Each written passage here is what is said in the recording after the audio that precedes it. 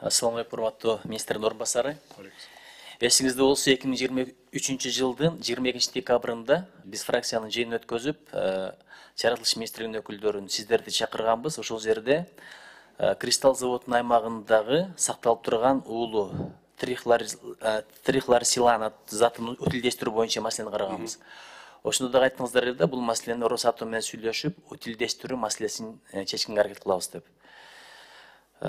Ушул азыр кандай болуп атат акыбалы?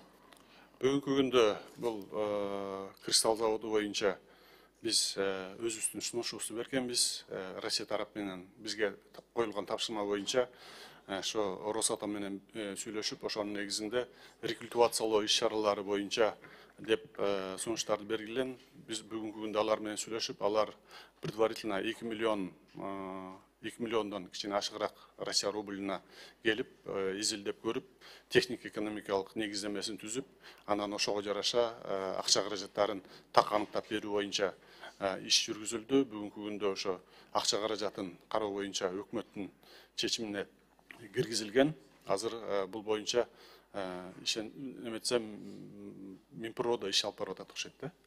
Ошол 2 миллион ал кийин биздин мойнубузга карыз боло турган нерсеби же өздөрүнүн эсебинен эле бүттү, ошо менен жабылабы? Жок, бул ал Жок, бул азыркы 2 миллион бул болсо техника келип бизге ошо жанакы өздөрүнүн эксперттик немесин, мүнөздөмөсүн берген келе да. Ошо 2 миллион өздөрүнүн каражатына келип кеттиби же биз бөлдүкпү? Жок, 2 миллион каражаты бул болсо ошо жанакы бул Кыргыз мамлекетинен бөлүнөт да. Бизден бөлүнөт, түшүнүктүү.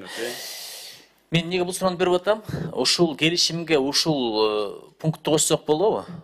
Ошол кристалл заводунун аймагындагы уулуу заты дагы утилдештирүүнү ушул эле келишимдин алкагында кошуп койсок болобу?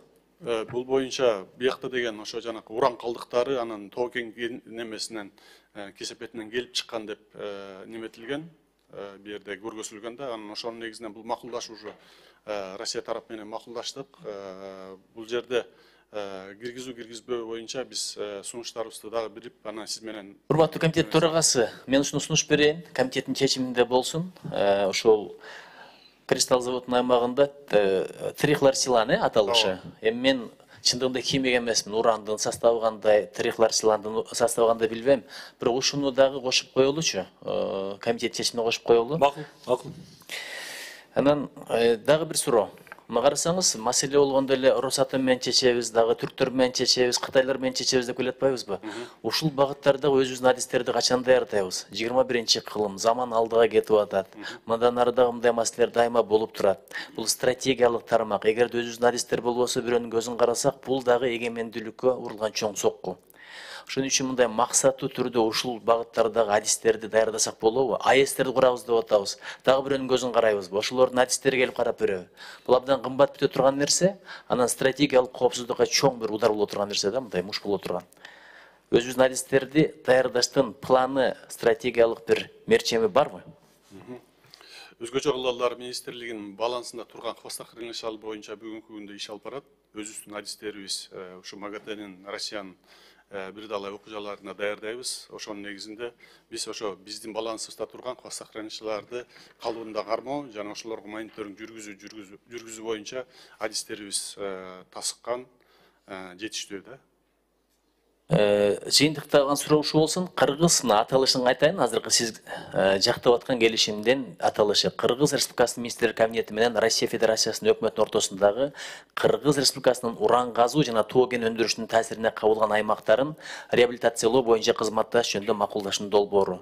Биз башка өлкө менен макулдашып, кызматташып чечип атабыз. Келечекте, Кудай буйруса, уран газуу жана тоо кен өндүрүшүнүн таасирине кабылган аймактарын реабилитациялоону өзүбүз эч кимге көз каранды болбой чече турган деңгээлге жете алабызбы? Ошондой адистерди даярдай алабызбы? Нуржигит Кадырбекович, бүгүнкү күндө өзгөчө кылалар министрлигинин функциясына биздеги хвостохранилищалар бар, закрытый, законсервированный хвостохранилищалар гана өзүбүздө турат. Ошолорду мониторинг жүргүзүп, ошолорду баягы тиешелүү абалда кармоо өзгөчө кылалар министрлигине кирет. Ал эми жаңы андан биз айтып өтпөдүкпү? Республиканын аймагында 92, ошонун 60-ы өзгөчө кылалар министрлигинде депчи. Калгандары баары тең бүгүнкү күндө иштеп атат, ошо хозяйственный субъекттерде да. Ал эми ошолорду надзор жүргүзүү, бул болсо Минпродага кирет окшойт да, функциясычы. Кыргызстандын 90% сот прокурор болсо келет да. Бүт юрфакты окуп атат. Кумтөр боюнча соттошо келгенде бир юристибиз жок. Анда да чет өлкөдөн жалдап келдик. Мындай керек тармактарды, адистерди даярдаш керек. Бул урматтуу министрлик кабинетинин өкүлү бул аябай эске ала турган нерсе. Кыргызстандын стратегиялык өнүгүү боюнча документтери бар. Ошого бул пунктту киргизиш керек. Мына жакында дагы бир кенди иштетебиз, андан ары дагы бир кенди иштетебиз деген пландар болуп атат. Өзүбүздүн адистер болбосо дагы бирөөнүн көзүн карайбыз. Анан алардын ырайына карап, бул кооптулук маселесине абдан бир сокку болот да.